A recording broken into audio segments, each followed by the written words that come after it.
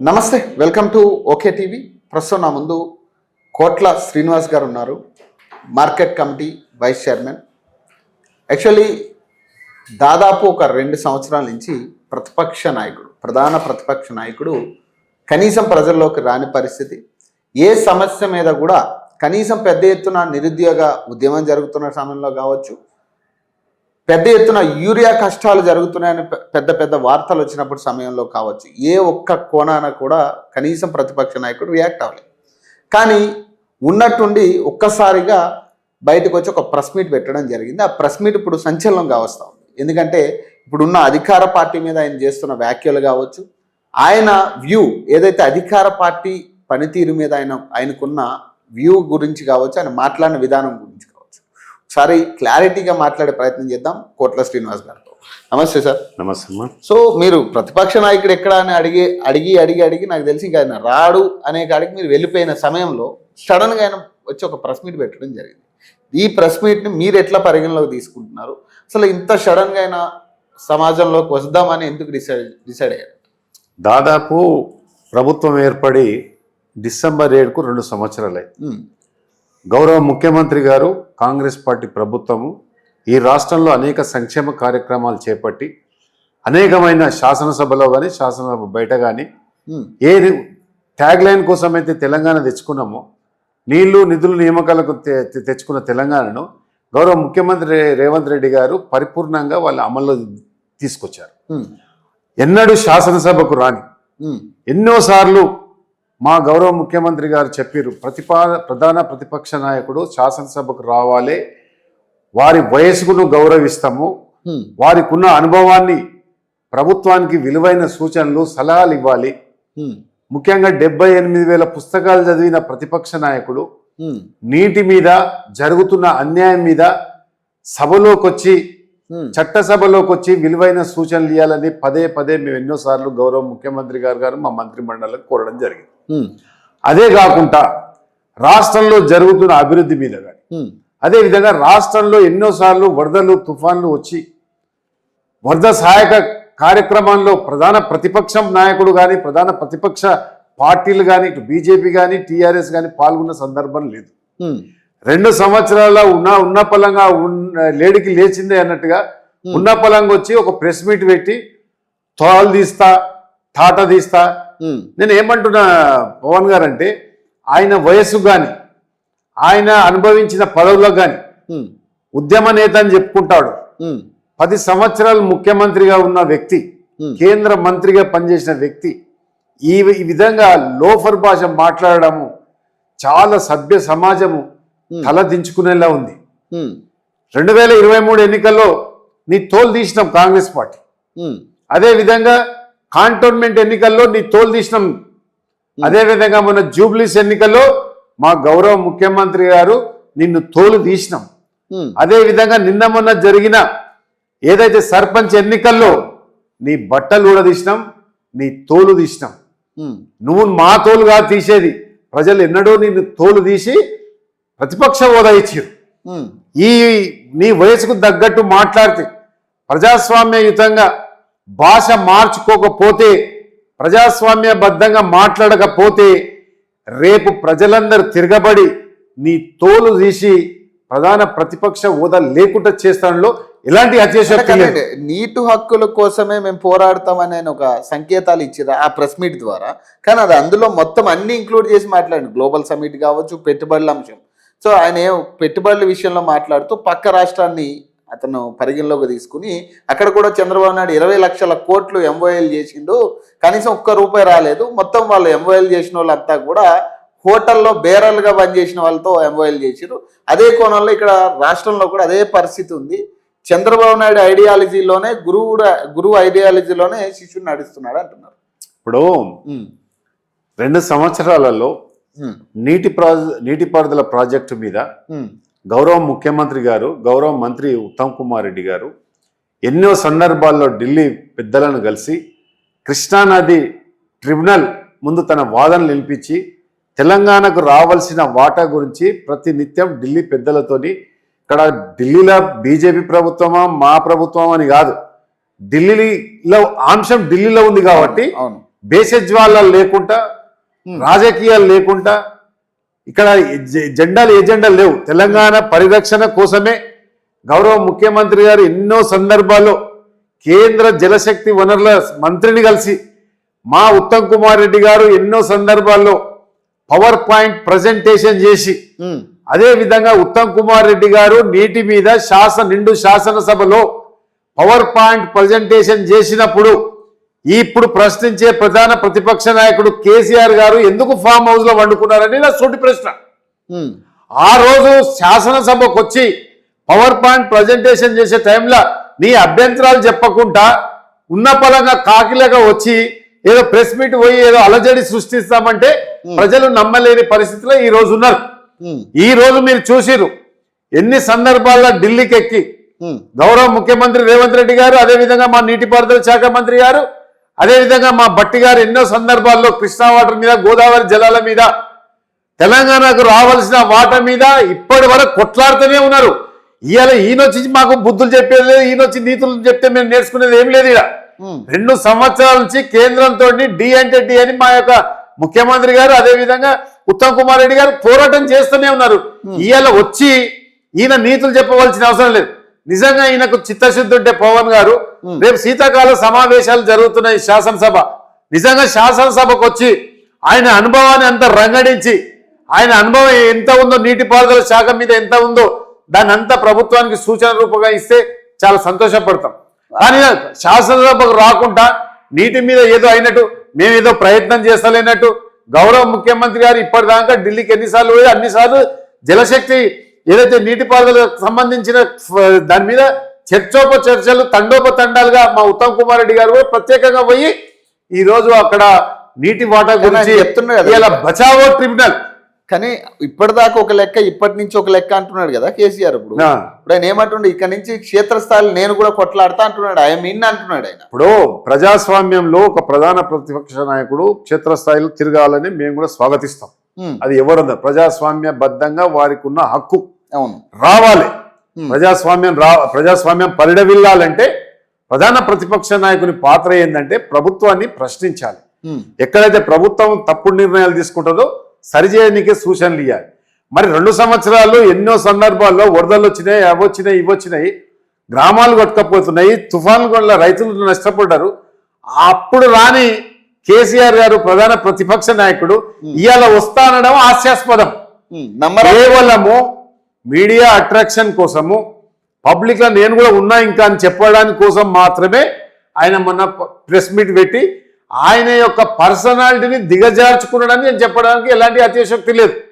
ఎందుకంటే 10 సంవత్సరాలు ముఖ్యమంత్రిగా చేసిన ప్రధాన ప్రతిపక్ష నాయకుడు సభకు రాకుండా కేవలం డైరెక్ట్ ప్రెస్ కాన్ఫరెన్స్కి వచ్చి ఇవాళ మరి వేరే దేశాల నుంచి కూడా మన రాష్ట్రానికి చాలా మంది పెట్టుబడిదారులు వచ్చారు.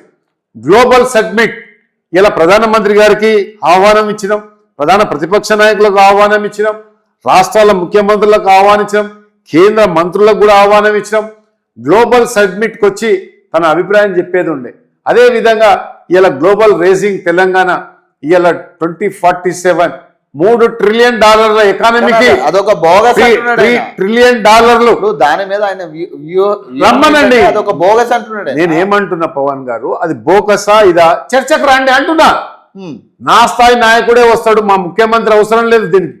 ఇలా ఎన్ని పెట్టుబడులు వచ్చినాయి, ఏ రకంగా వచ్చినాయి, గ్లోబల్ సబ్మిట్ ద్వారా ఈ రాష్ట్రానికి మరి పారిశ్రామికంగా ఎన్ని, అంటే ముఖ్యమంత్రి గారి ఆలోచన ఏంటంటే శాశ్వత నిరుద్యోగ నిర్మూలన చేయాలనే ఉద్దేశం మీద గ్లోబల్ సబ్మిట్ పెట్టి ఇలా లక్షల ఉద్యోగాలు తీసుకురావాలని, పెట్టుబడులు పెట్టి ఒక పారిశ్రామిక హబ్బుగా మార్చాలని, ఒక స్పోర్ట్స్ హబ్బుగా మార్చాలని వారి యొక్క మేధో మందనంలో పుట్టిన ఒక మానస పుత్రికనే గ్లోబల్ సబ్మిట్. కానీ అంటే వాళ్ళు పెట్టుబడిదారుల్ని ఆయన పోలిస్తా ఉన్నాడు కదా, కేవలం ఈ సర్వర్లు లేకపోతే 5 స్టార్ హోటల్లో పనిచేసే వాళ్ళని తీసుకొచ్చి పెట్టుబడులు పెట్టిస్తారు, ఇదే జరుగుతూ ఉంటది, పక్క రాష్ట్రంలో జరిగింది కదా ఆల్రెడీ అంటున్నాడు. ఇప్పుడు 2 సంవత్సరాల నుంచి గత 10 సంవత్సరాలు ఆయన సీఎం గా ఉన్నప్పుడు ఏనాడైనా ఇలాంటి సదస్సు పెట్టి దేశ విదేశాల నుంచి పారిశ్రామికవేత్తలను కానీ పెట్టుబడిదారులను పెట్టి పెట్టుబడిదారులు తీసుకొచ్చిన ఒక చిన్న ఉదాహరణ చూపిస్తే నేను గాంధీ భవన్ మెట్ల మీద ముక్కు నేలకు రాసి వెళ్ళిపోతాను.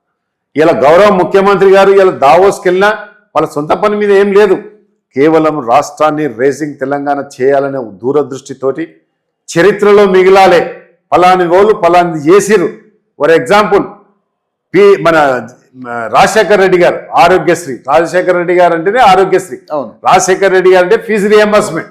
అట్లా చరిత్రలో మిగిలిపోవాలనే ఒక గొప్ప తపనతోటి ఇలా గౌరవ ముఖ్యమంత్రి గారు ప్రయత్నం చేస్తుంటే ఉండి ఫామ్ హౌస్ నుంచి తెలంగాణ భవన్కి వచ్చి ప్రెస్ మీట్ పోతే ప్రజలు వీళ్ళను మర్చిపోయారు. పవన్ గారు వీళ్ళ రాజకీయ చట్రం నుంచి వీళ్ళు వైదొలిగిరు. కేవలము ఈ రోజు ఉనికిని కాపాడుకోవడానికి, కొంత ఎమ్మెల్యేలను కాపాడుకోవడానికి చేసే ప్రయత్నమే మన ప్రెస్ మీట్ కాన్ఫరెన్స్. ఆయన నిజంగా క్షేత్రస్థాయిలో వస్తే కొంత మీకు ఇబ్బందే కదా? ఏం ఇబ్బంది కాదా? అన్ని కేసీఆర్ బయటకు ఈ కేసీఆర్ కాదు, కేసీఆర్ తాత బయటకు వచ్చినా గానీ ఇలా రేవంత్ రెడ్డి గారు చేస్తున్న తప్పేం చెప్పండి? ఇలా 6 గ్యారెంటీలతోని మనం ముందుకు పోతున్నాం. ఇలా గృహలక్ష్మి కింద మహిళలకు మరి ఉచిత ప్రయాణం ఈరోజు రాష్ట్రంలో జరుగుతుంది. అదే విధంగా మరి బతుకమ్మ చీరలు ఆనాడు సూరత్ నుంచి తీసుకొచ్చి కిలోలకు లెక్క తీసుకొచ్చి బతుకమ్మ చీరలు తగలబెట్టిన గత చరిత్ర గత టీఆర్ఎస్ ప్రభుత్వం. ఈ రోజు బతుకమ్మ చీరలు మా మంత్రుల ఫ్యామిలీస్ కట్టుకుంటున్నాయి. ఇలా సాక్షాత్తు గ్లోబల్ సబ్మిట్ కు మా మంత్రి కొండ సురేఖ గారు కట్టుకొచ్చారు. ఐఏఎస్ ఐపీఎస్ మహిళా అధికారులు ఈరోజు బతుకమ్మ చీరలు కట్టుకుంటా ఉన్నారు. ఇలా ఇక్కడ డెవలప్మెంట్ శరవేగంగా, అంటే ఈరోజు మీరు ఒక ఉదాహరణ చెప్తాను మీకు. 10 సంవత్సరాల టీఆర్ఎస్ గవర్నమెంట్లో 10 సంవత్సరాలు కేసీఆర్ గారి ప్రభుత్వంలో బీసీలు కనబడలేదా అండి? చట్టసభలో 42% బీసీలకు రిజర్వేషన్ ఇవ్వాలని ఏ కామారెడ్డి డిక్లరేషన్ కట్టుబడి గౌరవ ముఖ్యమంత్రి ఒక రెడ్డి కులస్తుడు అయినప్పటికీ కూడా ఈ యొక్క బీసీల సంఖ్య వేలది ఇంతవరకు. దాదాపు 100 సంవత్సరాలుగా 1931లో ఎప్పుడో బ్రిటిష్ వాడు తెలిసిన లెక్క. దానికి సైంటిఫిక్ ఆధారం కానీ శాస్త్రీయత లేదు. కానీ గౌరవ ముఖ్యమంత్రి గారు ఏం చేశారు? జనగణ చేపట్టి అందులో కులగణం చేపట్టాలని 56.33 లెక్కలు చేసిన గొప్ప బీసీ నాయకుడు ఎవరంటే గౌరవ ముఖ్యమంత్రి రేవంత్ రెడ్డి. ఇప్పుడు బీసీలకు ఒరిగింది ఏంటంటే రాబోయే రోజులలో దాని ఫలితాలు చూస్తుంటారు. ఈ రోజు 42% రిజర్వేషన్ ఇవ్వాలని చట్టసభలో బిల్లు పెట్టడమే కాదు, ఆర్డినెన్స్ తీసుకొచ్చి గవర్నర్ గారికి పంపిస్తే గవర్నర్ గారు రాష్ట్రపతి గారికి పంపించారు. గవర్నర్ గారు పంపించిన, రాష్ట్రపతి గారి దగ్గరికి పంపించిన ఉత్తర్వులు అలా ఉండే ఇక్కడ ఉన్న బండి సంజయ్ గాని కిషన్ రెడ్డి గాని బీజేపీ నాయకులు, బీజేపీ పార్లమెంట్ సభ్యులు, బీజేపీ ఎమ్మెల్యేలు నిమ్మకు నీరెత్తినట్టుగా అరే ముఖ్యమంత్రి గారు ఇంత కష్టపడుతున్నారు బీసీల కోసము, ఒక రెడ్డి అయ్యుండి కూడా బీసీల తపనను ఆలోచించి ఒక సామాన్య కుటుంబం నుంచి వచ్చిన, ఒక వ్యవసాయ కుటుంబం నుంచి వచ్చిన ముఖ్యమంత్రి, బీసీల జీవన శైలి మీద పట్టున్న ముఖ్యమంత్రి ఇంత చేస్తుంటే వాళ్ళకి కనీసం కనికరం లేకుండా అక్కడ అడ్వకేట్లను పెట్టి అడ్డుకున్నారు. ఇదే బీజేపీ నాయకులు. అదే హైకోర్టులో మేము ఢిల్లీ నుంచి ముఖ్యమంత్రి గారు ఢిల్లీ నుంచి లాయర్లను తీసుకొచ్చి ఇక్కడ వాదనలు వినిపించాం. స్టిల్ ఇంకా నడుస్తూనే ఉంది వాదనలు. కానీ ముఖ్యమంత్రి గారు చేసే భగీరథ ప్రయత్నానికి ఇదే కిషన్ రెడ్డి, ఇదే బండి సంజయ్ గారు తూట్లు ఓడుస్తా ఉన్నారు. నేను ఒకటే సూటిగా అడగదలుచుకున్నా, 42 రిజర్వేషన్ మీద బండి సంజయ్ గారు, కిషన్ రెడ్డి గారు, ఎంపీలు, ఎమ్మెల్యేలు పోయి కేంద్ర ప్రభుత్వం దగ్గర, గౌరవ ప్రధానమంత్రి దగ్గర కూర్చొని ఇది మా రాష్ట్రానికి కంపల్సరీ కావాలి. ఆనాడు పివి నరసింహారావు గారు ప్రధానమంత్రిగా ఉన్నప్పుడు డాక్టర్ జయలలిత గారు ఏ విధంగా అయితే పోయి ఢిల్లీలో మకామేసి ఏదైతే రిజర్వేషన్ కోసము 9th షెడ్యూల్లో పెట్టించే విధంగా ప్రయత్నం చేసిరో దాన్ని ఆదర్శంగా తీసుకొని బీజేపీ నాయకులు ఎందుకు ప్రయత్నం చేస్తారనేది మా సూటి ప్రశ్న. అయితే కిషన్ రెడ్డి గారు కానీ బండి సంజయ్ గారు కానీ ఇలా బీజేపీ నాయకులు మా వైపు వేలు చూపుతారు. మా వైపు వేలు కాదు, చేసేది మీ దగ్గర ఉంది. కుండ అక్కడ ఉంది, మంది అక్కడ పెట్టాలి. మేము చట్టసభలో చేసినాం, కోర్టుల ద్వారా చేసినాం, ఇంకా న్యాయం దొరుకుతుంది. ఇంకా హైకోర్టు మీద నమ్మకంతో గౌరవ ముఖ్యమంత్రి గారు, మా కాంగ్రెస్ పార్టీ ప్రభుత్వం ఉంది. కానీ బీజేపీ ప్రభుత్వం కానీ ఇంకొకటి ఇక్కడ లాజిక్ ఏంటంటే ప్రధానమంత్రి గారి దగ్గరికి మా ముఖ్యమంత్రి గారు పోయారు, మా క్యాబినెట్ అంతా పోయారు. ఇది ఖచ్చితంగా 42% రిజర్వేషన్ పెట్టండి సార్, ఇది ఖచ్చితంగా నేను హామీ ఇచ్చిన, మా బీసీలు ఇప్పటికే వెనుకబడిన జాతిలో వెనుకబడి ఉన్నారని చెప్పినప్పటికీ కూడా మేము అడుగుతున్నాం తప్ప బీజేపీ కేంద్ర నాయకత్వం కానీ రాష్ట్ర నాయకత్వం కానీ ఇంతవరకు బీసీల మీద చలనం లేదంటే దీన్ని అర్థం చేసుకోవాలి. నేను ఇక్కడ ఒక క్వశ్చన్, ఇప్పుడు మొన్న పార్లమెంట్ సెషన్స్ 21 రోజులు జరిగాయి. 21 రోజుల్లో కనీసం మీ పార్టీ ఎంపీలు కనీసం ఒక పాయింట్ కూడా లేవనెత్తలేదు కదా 42% మీద. ఇప్పుడు పార్లమెంట్ లో మీరు లేవనెత్తలేదు కదా ఆ పాయింట్ మీద ఒక చర్చ. రాజ్యసభలో లేవనెత్తినాం, రాజ్యసభలో లేవనెత్తినాం, కానీ లోకసభలో ఏదైతే బీజేపీ వాళ్ళు లేవనెత్తవలసిన వాళ్ళ యొక్క డ్యూటీ వాళ్ళు చేయలే. వాళ్ళ యొక్క డ్యూటీ వాళ్ళు చేస్తే నిజంగా కొంచెం కేంద్రం కదులుతుంది. మేము ఆల్రెడీ శాసనసభల్ని, అది అధికారికం కదా శాసనసభ అంటే, ఒక నాటే మనం బహిరంగ సభ కాదు కదా శాసనసభ అంటే, ప్రజాస్వామ్యం కదా, ఒక అకౌంటబుల్ జవాబుదారితనం కదా. అక్కడ చేసి పంపినాక ఇక పార్లమెంట్లో ఏం మాట్లాడతాం మనం? ఒకసారి అసెంబ్లీలో బిల్ పాస్ అయ్యి గవర్నర్ దగ్గరకు పోతే ఇక అది బిల్ పాస్ అయ్యి రావాలి. కానీ గవర్నర్ దగ్గర ఎవరు ఒత్తిడి చేసిరు? ఇదే బీజేపీ నాయకులు ఒత్తిడి చేశారు, ఇదే కేంద్ర మంత్రులు ఒత్తిడి చేశారు, ఇదే ప్రధానమంత్రి ఒత్తిడి చేసి. మరి రాష్ట్రపతి, ఇప్పుడు మన రాష్ట్రానికే రాష్ట్రపతి వచ్చినప్పుడు మరి ముఖ్యమంత్రి అపాయింట్మెంట్ తీసుకుంటే అయిపోయేది కదా. ఇప్పుడు పార్లమెంట్ లో మొత్తుకుంటే, రాజ్యసభలో మొత్తుకుంటే, ప్రధానమంత్రిని కలిస్తే, కేంద్ర పార్లమెంటరీ వ్యవహారాల శాఖ మంత్రిని కలిస్తే, బిల్ పాస్ చేస్తే, గవర్నర్ గారి దగ్గరకు ఉంది. నరేంద్ర మోడీ గారు కానీ లేకుంటే అమిత్ షా గారు ఒక ఫోన్ చేసి దీన్ని బిల్లు పంపమంటే 9 షెడ్యూల్, అది పార్లమెంట్లో బిల్లు పెట్టి 9 షెడ్యూల్ పెట్టడానికి పెద్ద ఇబ్బందే లేదు. రాజ్యాంగ సవరణ చేయడం అంటే, ఎన్ని రాజ్యాంగ సవరణలు చేసిరు నరేంద్ర మోడీ గారు వచ్చిన తర్వాత? ఎన్నోసార్లు రాజ్యాంగ సవరణ. ఇప్పుడు ఓబీసీ ప్రధానమంత్రి అని చెప్పుకుంటారు. ఓబీసీ ప్రధానమంత్రి అని చెప్పుకునే ప్రధానమంత్రి ఒక భారతదేశంలో అంతర్భాగమైన తెలంగాణ రాష్ట్రంలో ఈ రాష్ట్ర ముఖ్యమంత్రి గారు శాసనసభలో ప్రవేశపెట్టిన బిల్లు ప్రధానమంత్రి గారు కనబడతలేదా? కేంద్ర ప్రభుత్వానికి కనబడతలేదా? అంటే కళ్ళుండి కబోదులా వీళ్ళు? అంటే ఇదంతా ఒక నాటకం. బీసీల పట్ల వీళ్ళకున్న ఇది సవతి ప్రేమ. కానీ అంటే కాంగ్రెస్ బీజేపీ కలిసి ఈ నాటకం ఆడుతున్నాయి అంటున్నారు. ఇంకొక విషయం, అంటే దీనికి కారణాలు కూడా చెప్తా. మీరు ఏదైతే పార్లమెంట్లో మాట్లాడలేదన్న అంశం గురించి మాట్లాడినారు, మీరు ఏదో చెప్పారు, ఓకే. అది కాకుండా ప్రియాంక గాంధీ గారు మోదీ గారితోనే స్వయంగా భేటీ అయ్యారు. సో అక్కడ కూడా మీరు మాట్లాడవచ్చు, అవకాశం ఉండే, కానీ ఎందుకు మాట్లాడలేదు? ప్లస్ ఇంకొక విషయం, సో మొన్న ద్రౌపది ముర్ము గారు రాష్ట్రానికి వచ్చినారు, మరి ఎందుకు ముఖ్యమంత్రి అపాయింట్మెంట్ తీసుకుని మరి ఎందుకు మీరు అన్నట్టు పార్లమెంట్ లో మాట్లాడలేదంట. పార్లమెంట్ లో ప్రధాన ప్రతిపక్ష నాయకుడు, మా అగ్రనాయకుడు రాహుల్ గాంధీ గారు భారత్ జోడో యాత్రలో చెప్పినట్టుగా బీసీలు ఎంతమందిలో సమాన హక్కు, జిత్తే ఇస్తాదారే ఉత్తా భాగీదారే. పార్లమెంట్ సాక్షిగా, ప్రధానమంత్రి సాక్షిగా, పార్లమెంట్ సాక్షిగా రాహుల్ గాంధీ గారు గలమిప్పిరా, రికార్డులు తీసుకురామని నేను చెప్తున్నా. ఇంకా వేరద్దు. దేశ ప్రధాన ప్రతిపక్ష నాయకుడే పార్లమెంట్ సాక్షిగా ఈ యొక్క క్వశ్చన్ లేపినప్పుడు కేంద్ర ప్రభుత్వం సానుకూలంగా రాకపోతే ఏం చేయాలి? ఎవరికి చెప్పుకోవాలి? సుప్రీంకోర్టును ఆశ్రయించినామా? హైకోర్టును ఆశ్రయించినామా? మా రాహుల్ గాంధీ గారు ప్రశ్నించిరా? రాహుల్ గాంధీ గారు ఒకటే ఒక స్లోగన్ తీసుకున్నారు భారత్ జోడో యాత్రలో, సమాన బీసీలు ఎంతమంది ఉన్నారు? 56.33% మా ముఖ్యమంత్రి గారు తెలిసి. అంత భాగం రాజకీయ ఉపాధిలో ఏమని చెప్తాడు కదా. ఇక మరి ప్రధానమంత్రి గారికి చలనం లేనప్పుడు, కేంద్ర ప్రభుత్వానికి కనీసం చలనం లేనప్పుడు ఎవరికి చెప్పుకోవాలి మా బాధ? మరి ఇప్పుడు అంటే ఎంపీటీసీ జెడ్పీటీసీ ఇంకా ఈ పెండింగ్ లో పడినట్టేనా? ఏం పడవు. మరి 42% అమలు అయితే ఇప్పుడు ఈ పార్టీ గుర్తు లేదు కాబట్టి మేము ఎన్నికలకు పోయినాం. ఇది సర్పంచ్ ఎన్నికలు. రేపు ఇంకా హైకోర్టు మీద ఇంకా ఆశాభావం ఉంది, గౌరవం ఉంది హైకోర్టు మీద. చూద్దాం ఏం. 29వ తారీఖు మీరు ఏదైతే అసెంబ్లీ సెషన్స్ నడవబోతా ఉన్నాయి, అసెంబ్లీ సెషన్స్ లో బీసీ బిల్లు ప్రధానంగా పోతా 100% మీరు పార్టీ పరంగా ఇస్తామని మీరు చెప్తాం. ఇప్పుడు ప్రత్యర్థులు ఏమంటా ఉన్నారు, లేదా ప్రతిపక్ష నాయకులు ఏమంటా ఉన్నారు, అసలు పార్టీ పరంగా వద్దంటున్నారు. బీసీ సంఘాలు కూడా పార్టీ పరంగా మాకు వద్దు, చట్టబద్ధత తీసుకురావాలి, దానికి ఒక జీవో ఇంప్లిమెంట్ చేయండి అంటున్నారు.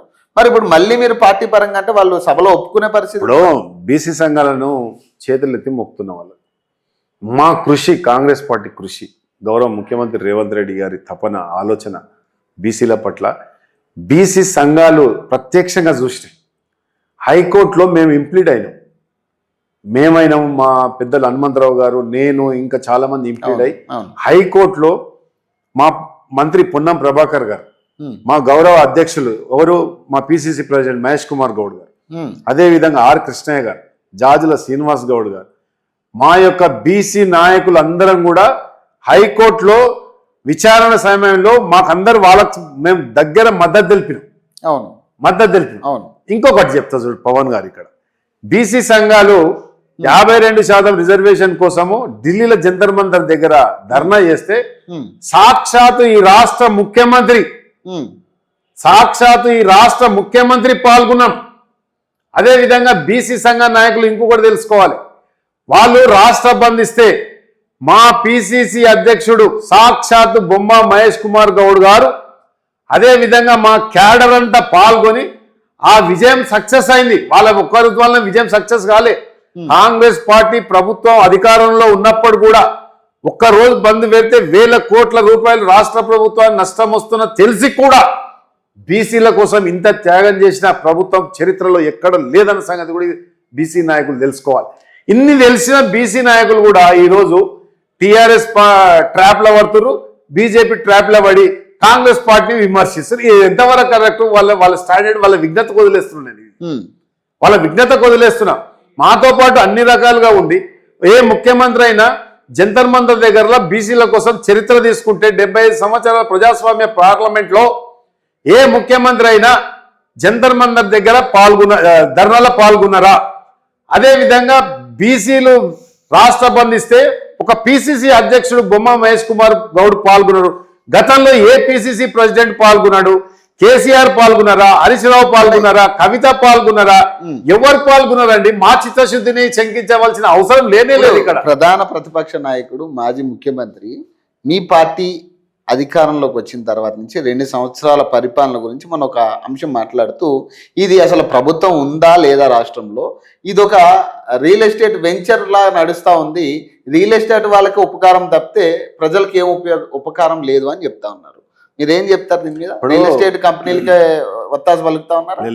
ఏ రియల్ ఎస్టేట్ కంపెనీ కూడా ప్రభుత్వం ఒత్తాసు పలకదు. వాళ్ళు ఎందుకో ఫ్రస్ట్రేషన్లో ఏం మాట్లాడుతారో వాళ్ళకే తెలియదు. కేసీఆర్ ఫ్రస్ట్రేషన్ లో ఏం మాట్లాడుతుందో తెలియదు. 2 సంవత్సరాలకు రెఫరెండం కాంటోన్మెంట్ ఎన్నికలు, రెఫరెండం ఇదే కేటీఆర్ గారు యూసుఫ్గూడలో తొడగొట్టిండు రెఫరెండం అన్న. రెఫరెండం ఇలా జూబ్లీస్ లా చెంప చెల్లు అనిపించే జవాబు చెప్పినాం కదా. ఇదే రెఫరెండం 2 సంవత్సరాలు ఇలా సర్పంచులు వేల సంఖ్యలో మేము గెలుచుకున్నాం కదా. ఇది రెఫరెండం. 2 సంవత్సరాలు ఇంట్లో వండుకొని ఏది సెక్రటరీ రాని ముఖ్యమంత్రి ఆయన ఎవరు? కేసీఆర్ గారు. సచివాలయం రాని ఆయన, ప్రగతి భవన్ కు ఫామ్ హౌస్ కు పరిమితమైన ఆయన ఈ రోజు ప్రెస్ కాన్ఫరెన్స్ పెట్టి అనునిత్యము ప్రజల్లో ఉంటూ ఇలా ఇంటికాడ కానీ సెక్రటరియట్లో కానీ కమాండ్ కంట్రోల్లో కానీ రోజు ఒకసారి ఒక జిల్లా పర్యటన పోతూ రోజు ఒక శాఖ మీద సమీక్ష సమావేశాలు పెడుతూ ఎన్నడైనా ఈ 2 సంవత్సరాల్లో గౌరవ ముఖ్యమంత్రి గారు మా క్యాబినెట్ 1 గంట సేపు రెస్ట్ తీసుకున్న దాఖలాలు చూపిస్తే నేను దేనికంటే దానికి సిద్ధం. పవన్ గారు ఏ రోజు కూడా వాళ్ళ కుటుంబాలకు కూడా టైం ఇయ్యని ప్రభుత్వం ఏదైనా ఉందంటే మా కాంగ్రెస్ పార్టీ. ఇప్పుడు కేసీఆర్ ఇంకొక పాయింట్ ఏమలేదు, ఆంధ్ర ప్రభుత్వ ఏదైతే ఇప్పుడు నడుపుతున్న చంద్రబాబు నాయుడు సమక్షంలోనే ఇక్కడ రేవంత్ రెడ్డి నడుస్తూ ఉన్నాడు. ఆయన శిష్యుడు కాబట్టి ఆయన ఇంప్రెషన్ ఇక్కడ ఎక్కువ ఉంటుంది, వాళ్ళని ఇక్కడికి రాబట్టడానికే ఈయన ప్రయత్నాలు చేస్తా ఉన్నాడు అంటున్నారు. ఇప్పుడు మీరు నిజంగానే ఓకే, మంచి క్వశ్చన్ వేసారు, వెరీ గుడ్ క్వశ్చన్. 10 సంవత్సరాలు కేసీఆర్ గారు ముఖ్యమంత్రి. కేసీఆర్ గారు ఎవరు శిష్యుడు? చంద్రబాబు నాయుడు శిష్యుడు. చంద్రబాబు నాయుడు దయా దాక్షిణ్యాలతో నువ్వు మంత్రి అయినావు, నువ్వు మంత్రి పదవి ఇవ్వలేదని టీఆర్ఎస్ జెండా పట్టినావు. అంతేగాని మరి ఆ రోజు నువ్వు చేసినావా? అది ఒప్పుకో, ఇది మేము ఒప్పుకుంటాం. మరి ఆ రోజు చంద్రబాబు నాయుడు ఏది చెప్తే అదే చేశాను నా ఒప్పుకో. చంద్రబాబు నాయుడు మాటలు ఇక్కడ వినవలసిన అవసరం లేదు. గౌరవ ముఖ్యమంత్రి రేవంత్ రెడ్డి గారికి పరిపాలన మీద పట్టుంది, ఈ 33 జిల్లాలలో జీవన శైలి మీద పట్టుంది, అదేవిధంగా అవగాహన శక్తి ఉంది. ఇది డిమాండ్ అండ్ సప్లై 2 చేసే శక్తి ఆయనకుంది. చంద్రబాబు నాయుడు చెప్తే ముఖ్యమంత్రి గారు వింటానంటే అది శుద్ధ అబద్ధము. ఆయన లేని పని బట్టలు కాల్చి మీదేయడానికి ప్రయత్నం చేస్తుండు. ఈ 4 కోట్ల ప్రజలు ఎవ్వరు నమ్మరు. కేసీఆర్ గారిని మర్చిపోయారు. బీఆర్ఎస్ మళ్ళీ పుంజుకునే పరిస్థితి రాదు. ఎట్టి పరిస్థితుల్లో కేసీఆర్ బయటకు వచ్చిన, కేసీఆర్ కాదు కేసీఆర్ తాతలు వచ్చినా, ఇప్పుడు బీజేపీ కేసీఆర్ గారు 100 కేసీఆర్లు వచ్చినా గానీ ఒక ముఖ్యమంత్రి రేవంత్ రెడ్డి గారిని ఢీకొనలేరని. అంటే బీఆర్ఎస్ బీజేపీ కలవబోతున్నాయని ఒక సంకేతాలు వస్తూ ఉన్నాయి. ఒకవేళ నిజంగా ఆ 2 కలిస్తే మరి మీకు గడ్డి కాలం ఇప్పుడు ఏపీలో ఏదైతే కూటమి నడుస్తూ ఉందో సో అదే ఇక్కడ గనక నడిస్తే ఏంటి పరిస్థితి అనేది కూడా. ఇప్పుడు ఇవాళ కొత్తగా కలిసేది ఏం లేదు. వాళ్ళు బీఆర్ఎస్ బీజేపీ బీఆర్ఎస్ ఒకటే. మీకు నిజంగా కొన్ని విషయాలు చెప్తా. గతంలో ముఖ్యమంత్రిగా ఉన్న కేసీఆర్ గారు గతంలో ప్రధానమంత్రి అంటే ఇప్పుడు కూడా ప్రధానమంత్రికి మోడీ గారికి ఎన్నో సంస్కరణల మీద అంటే అధ్యక్ష ఎన్నికలనే కావచ్చు, ఉప రాష్ట్రపతి ఎన్నికలనే కావచ్చు, జిఎస్టీ మీదనే కావచ్చు, నోట్ల రద్దు మీదనే కావచ్చు, అనేక సందర్భాలలో మరి భారతీయ జనతా పార్టీకి సపోర్ట్ చేయలేదా? నోట్ల బందీ అప్పుడు అంటే డిమానిటేషన్ అప్పుడు అతల కుతలమైన దేశాన్ని మరి ఎన్నడన్నా కేసీఆర్ గారు వచ్చి కేంద్ర ప్రభుత్వాన్ని ప్రశ్నించిండా? అంటే మీరు ములాఖత్ గారా? జిఎస్టీ తోటి ములాఖత్ గారా? ఇప్పుడు అఫీషియల్ ఢిల్లీలో హర్యానా సరిహద్దుల్లో రైతులు పోరాటం చేస్తుంటే దాదాపు కొన్ని వందల మంది రైతులు చనిపోతుంటే కేసీఆర్ గారు ఎక్కడ పండుకున్నారు? ఫామ్ హౌస్ లో పండుకున్నారు. ఎందుకు ఆ రోజు ఢిల్లీ పీఠాన్ని కదిలించలేకపోయారు? ఢిల్లీని అధిష్టాన్ని ప్రశ్నించలేకపోయారు? నరేంద్ర మోడీని వంగబెట్టి బండ ఎందుకు పెట్టలేకపోయారు? మీరు ఎప్పటి నుంచో ములాఖత్ ఉన్నారు, ఇలా కొత్త ములాఖత్ ఏమో చూద్దాం. ఒకవేళ మీరన్నట్టుగా ఈ రాష్ట్రంలో ఇప్పుడున్న పరిస్థితుల్లో బీఆర్ఎస్ టిఆర్ఎస్ ఇంకోటి ఒకటైనా గానీ మా టైగర్ రేవంత్ రెడ్డి గారిని ఢీకొనడం చాలా కష్టం. మాకు పార్టీ బలం, కార్యకర్తల బలం, విశ్వసనీయత, నమ్మకం. ఇలా రేవంత్ రెడ్డి గారు అంటే ఒక నమ్మకం. ఇలా ముఖ్యంగా 1.5 కోటి మహిళా ఓటర్లు ఉంటారు. ఇలా మా తమ్ముడు ఇలా సీఎం అని, మా కొడుకు సీఎం అని ఎక్కడ పోయినా మీరు ముఖ్యమంత్రి గారి పర్యటన చూస్తే మహిళలు నీరాజనాలు పలుకుతారు. ఎందుకన్నా కేసీఆర్ గారికి పలికిర్రా? కనుక మాకు ఇంకొక 3 సంవత్సరాలు అదనంగా ఇంకో 5 సంవత్సరాలు ఖచ్చితంగా మాకు తీర్పిస్తారు.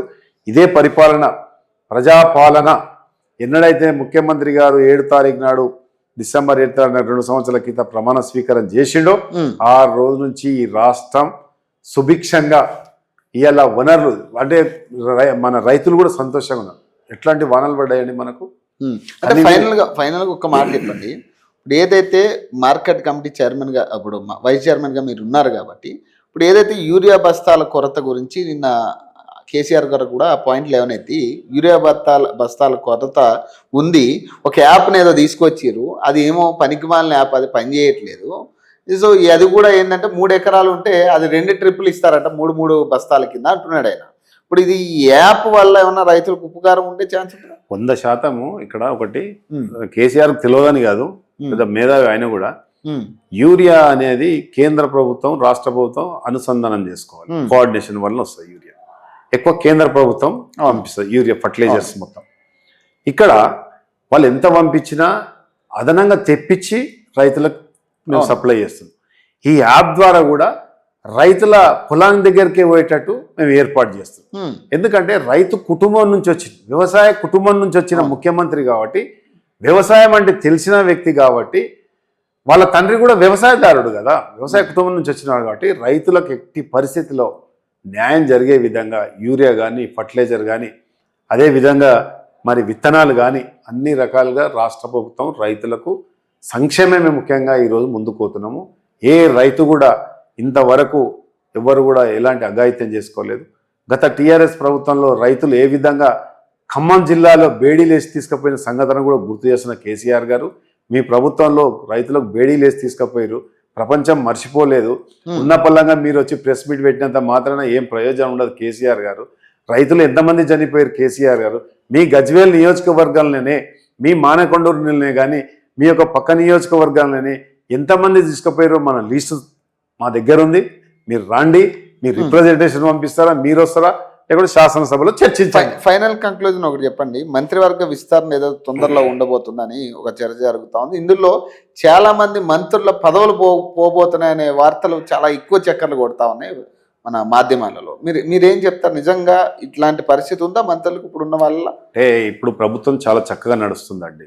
ముఖ్యమంత్రి గారితో పాటు అందరు మంత్రులు అందరూ చాలా చక్కగా వారికి విధించిన శాఖల పైన పట్టు తెచ్చుకొని ప్రతి నియోజకవర్గంలో ఇన్ఛార్జి మంత్రులు అందరికీ అందుబాటులో ఉన్నారు.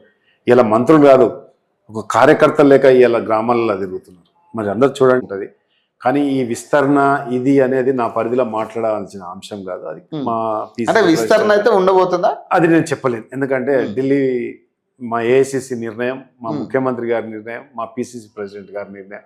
అది నా మీద ఆ క్వశ్చన్ నాకు అంత రైట్. సో ఇది కోట్ల శ్రీనివాస్ గారితో ఇంటర్వ్యూ ఇది. సో మరిన్ని అప్డేట్స్ కోసం చూస్తూనే ఉండండి. ఓకే.